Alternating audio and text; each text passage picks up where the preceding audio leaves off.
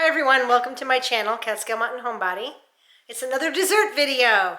Although, today we're gonna do a no-bake recipe. These are called Haystacks.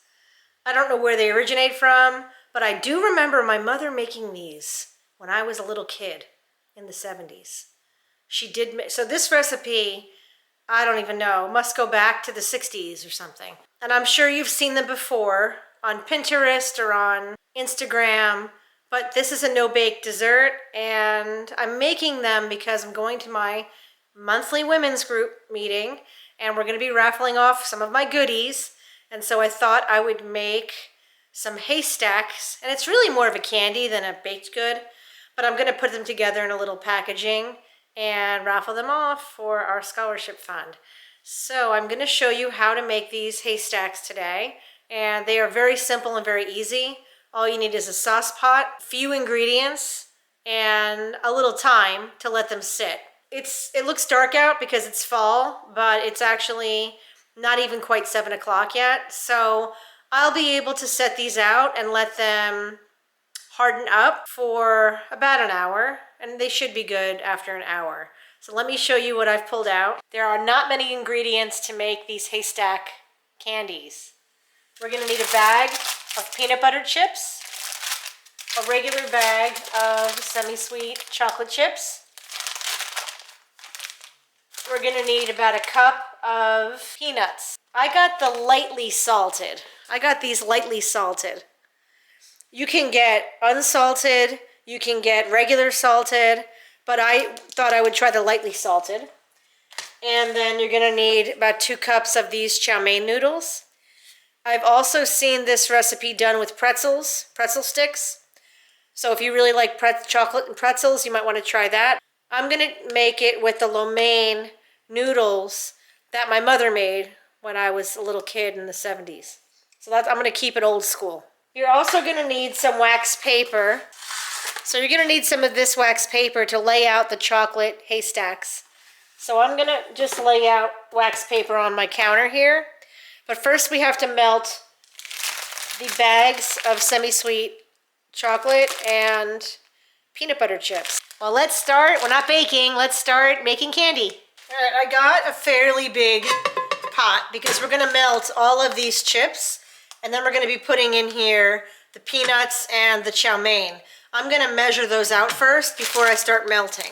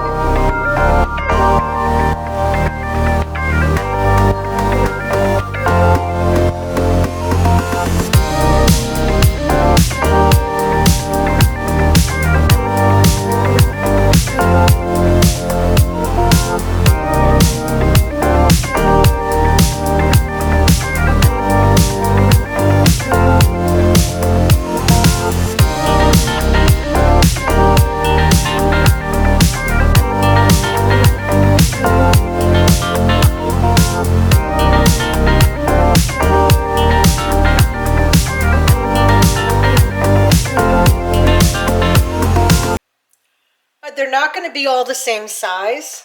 It's kind of hard to scoop them up and make them identical sizes. So some of them will be bigger, some of them will be smaller. You just want to try to keep all of the chocolate and the peanuts and the chow mein noodles together when you're dumping it out, when you're placing it on the wax paper. So they should look like haystacks, but these are not neat. They don't look like little neat haystacks. They kind of just look like a mess, honestly. But they're going to be delicious, so who cares how they look.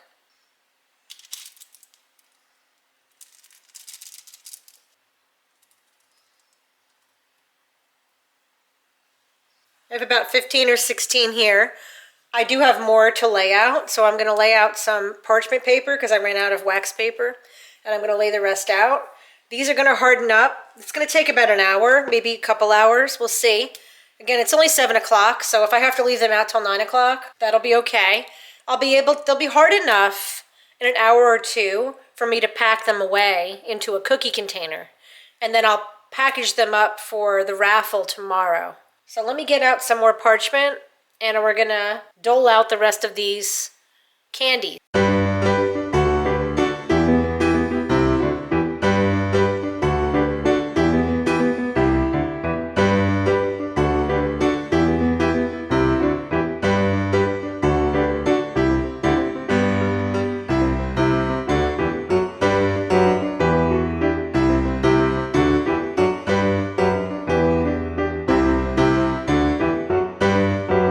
If you've never made these haystacks before, they are very quick to make. All you have to do is melt the chocolate. You can dump all kinds of things into this, by the way. It doesn't have to be the chow mein noodles. Again, you could use pretzel sticks. You could use different kinds of nuts if you don't like peanuts. You don't have to use the peanut butter chips. You can use butterscotch chips if you'd rather do that.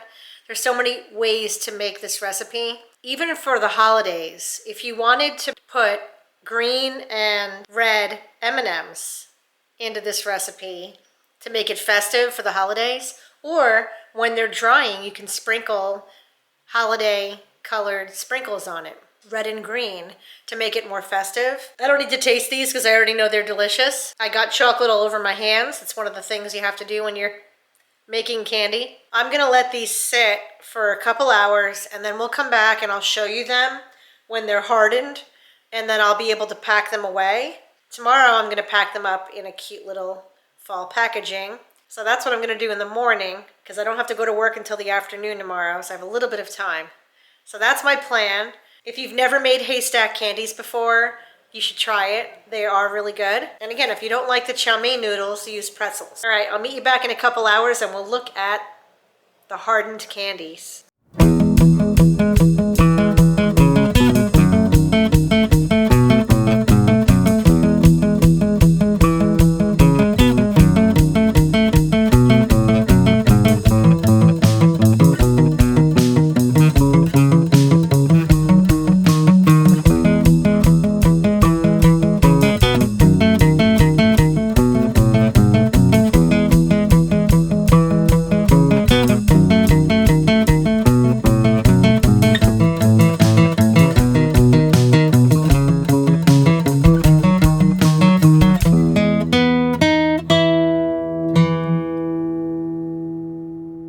Good morning, everyone.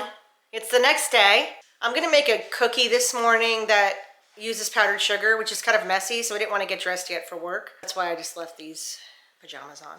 So we are gonna make cookies. I think they're called melting moments, and they're little sugar cookies with powdered sugar on them. So I'm gonna pull the ingredients out and I'll show you guys how we make them. All right, these are interesting ingredients. So there aren't really many ingredients to make these melting moment cookies. We're gonna need a cup of butter. We're gonna need a little bit of salt, a little bit of vanilla extract, a little bit of cornstarch, and I have my flour in this canister. We're gonna need some flour, and then I have some powdered sugar. I have a whole nother package of powdered sugar in my pantry, but this might be enough powdered sugar to top the cookies. All right, so I need these cookies for tonight because I'm gonna pack them with the haystack candies I made last night into these cute little Thanksgiving containers. So I got up early today. I already had my breakfast. I already showered. I'll put my pajamas back on because I'm going to get messy.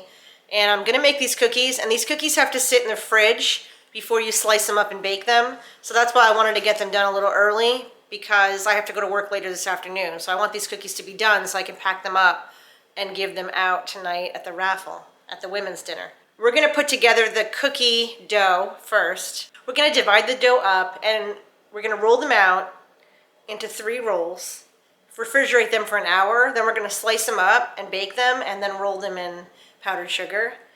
And these are supposed to melt in your mouth sugar. They're like melt in your mouth sugar cookies. So hopefully they're going to be delicious. Honestly, I have saved this recipe in my Pinterest for over 2 years and I've never tried them. They just look good and they look so simple. So this is going to be a recipe that I haven't tried that we're going to learn together. And we're going to try it together and we're going to see if it is Catskill Mountain Homebody approved. If it has the Catskill Mountain Homebody seal of approval. And let's get baking.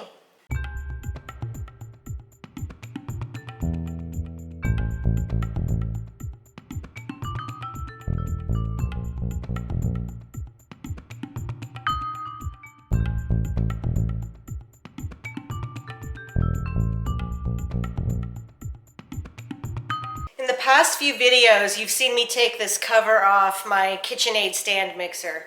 And I got this mixer when I was engaged. So this was like over 25 years ago as an engagement gift. And I used to not keep it covered. I used to just keep the bowl in it and keep it out on the counter. And every single time I went to go bake, it would be dirty. You know, it would have dust in it. And it grossed me out. And I'm like, oh, I have to clean the KitchenAid mixer every single time I want to bake. I don't really want to have to clean the KitchenAid mixer every single time. So I got this dust cover. It works wonders. It keeps all the dust out. It's just a simple cover. I got it for Christmas last year. Before this one, I had a red one. It wasn't as cute. I got this cute one last year for Christmas. So I do keep it covered. It is the best thing I ever bought because every time I want to bake, I just pull it off and the KitchenAid mixing bowl is clean and I don't need to worry about dust getting in it. And the whole KitchenAid stand mixer is pretty clean. Doesn't really get dust on it now. So get one of these covers. You can get I got this one on Amazon. I don't even remember where it came from. It's just a basic stand mixer cover, but I recommend it. All right, let's get back to baking.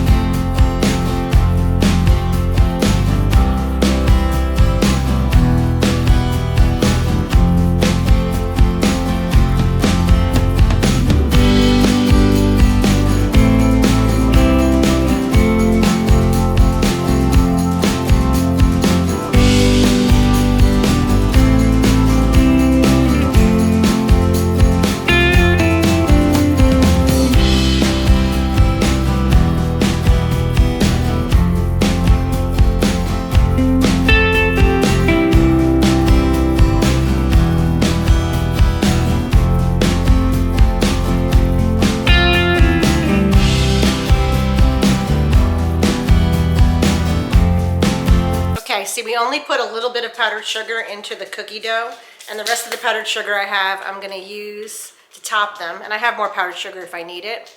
We are going to roll these in parchment into three long rolls and refrigerate them for an hour, and then we'll be ready to bake them. So let's start rolling them I'll put them in 3 sections, and we'll roll them out.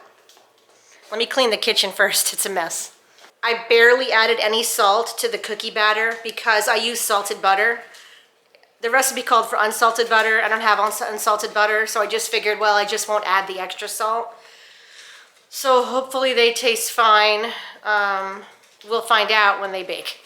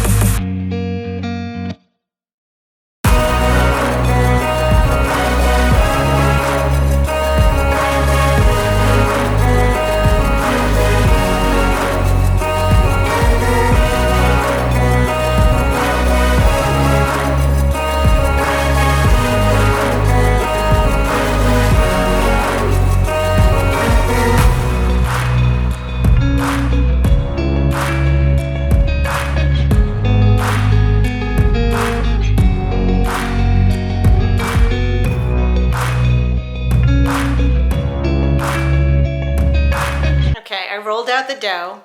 It made 4 rolls. I put a timer on. We're gonna refrigerate those for 1 hour, and I'm gonna clean the kitchen. I did end up using a little bit of flour to roll the dough out because it was starting to stick to my butcher block.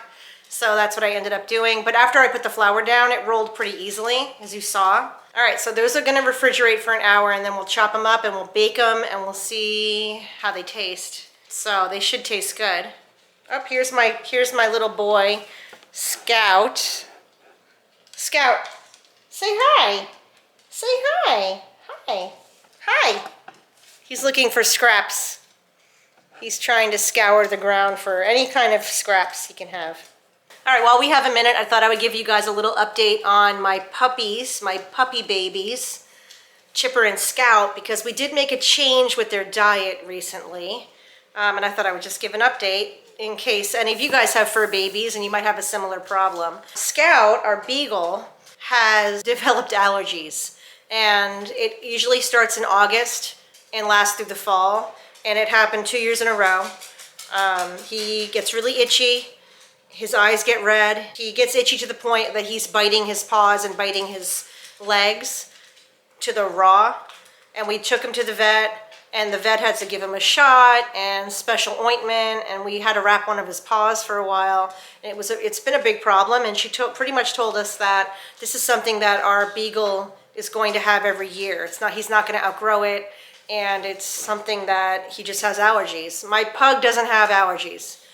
Chipper never ever has anything wrong with that. But with that, we started researching how diet can affect allergies. And so one of the things we read was that people who have switched their dogs from the regular pellet dog foods to fresh food have seen their pets have less allergies, and you can get special formulas for dogs for that. The other issue is that Scout is overweight, and that is a trait of beagle. Feed them too much, they do tend to put on weight. I didn't want to make him hungry because he seems like if we gave him less food, he would be hungry. So anyway, we used this, I'm not going to name the company, but we switched to a subscription where they send fresh pet food frozen every 2 weeks, and they can do special formulas based on your dog's weight and their needs. So we put Scout on a lighter calorie fresh food diet with that's made for dogs with allergies, and then Chipper just has normal portions because Chipper's not overweight. He's crazy. He's a hypermaniac. So he just has normal portions for a dog that doesn't have allergies. And let me tell you, we feed them twice a day. We divide the food into twice a day. When they eat, it's like Christmas Day and their birthday all rolled into one.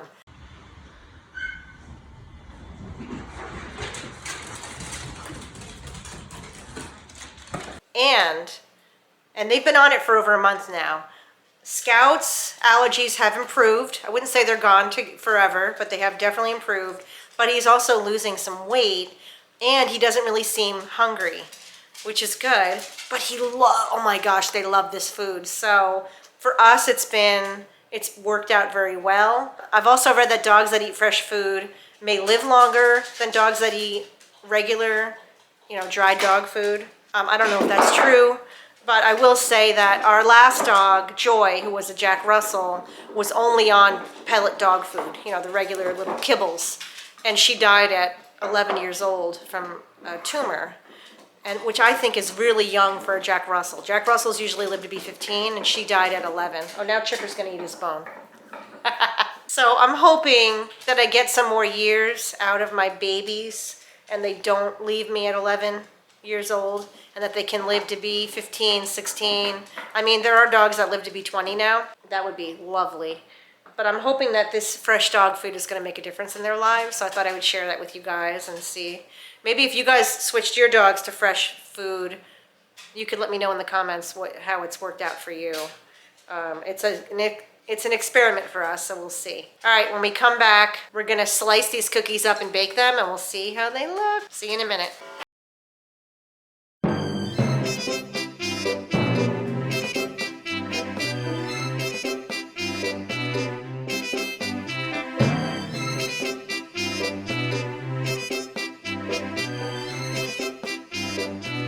All right, the timer went off. The dough has been in the refrigerator for about an hour, cooling and hardening up. I preheated the oven for 350 degrees Fahrenheit. So now it's time to bake. Now let me show you this. I have a baking tray covered in parchment paper. All right, let me show you. I'm only gonna take out one roll of dough at a time so the rest stays cool. I'm gonna take my biggest roll of dough out. We're gonna put it on my tray here. We're gonna unwrap it and we're gonna cut it into little balls. I'll show you.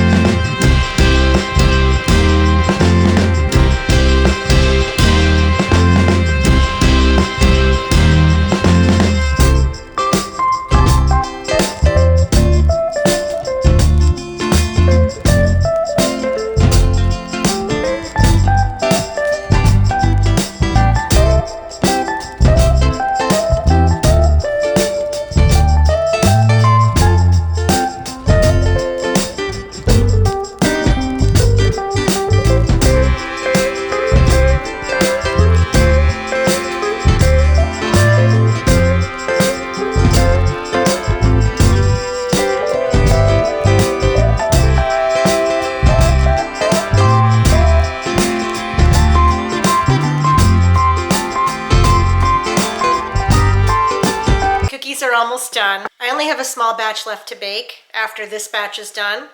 I've been baking them 10 minutes, but you want the bottom of the cookie to be a little brown. And when I was baking them 8 minutes, they still looked too pale on the bottom. So I baked them 10 minutes and they came out perfect. You roll them in powdered sugar. You can put more powdered sugar on top if you want. They do melt in your mouth. I tried one. They melt in your mouth. That's why they're called melting moments, I think. I will put the 2 recipes for the candy and the cookies in the description of this video. I hope that you try them. Either one would be great for the holidays, which are coming up very soon, or for Thanksgiving. We'll take one last look at the cookies, but thank you so much for joining me. I hope that you subscribe to my channel, and welcome back to people who have already subscribed. Okay, these are the candies that I made last night, the Haystack candies. So that's what they look like. They look more like mounds than haystacks, but they're little cookies. Okay, so whenever you make anything with peanut butter and you want to package it with other treats, you have to seal up the peanut butter treats so they don't make everything taste like peanut butter. I don't want the sugar cookies that I'm making right now to taste like peanut butter. So I'm going to be packaging these candies in a plastic bag. And then I bought these cute little canisters to pack up the treats that I'm going to raffle off. And they say, "Give thanks" on the lid. Isn't that so cute? I got these at Christmas Tree Shop when it was going out of business in August or July. And I got these for pennies on the dollar. That's where I got them. I'm probably not going to use 4 of them. Maybe I'll use 3. So we're going to package up some of these chocolates into plastic bags, sealed. Put them on the bottom of my container. And then the top, I'm going to put I guess I'll make a parchment paper circle, and then I'll put the sugar cookies on top.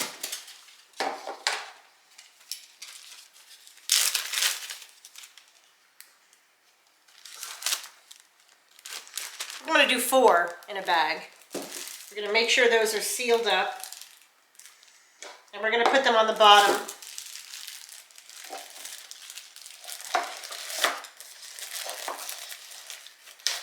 And then that will leave room for the melting moments sugar cookies on top.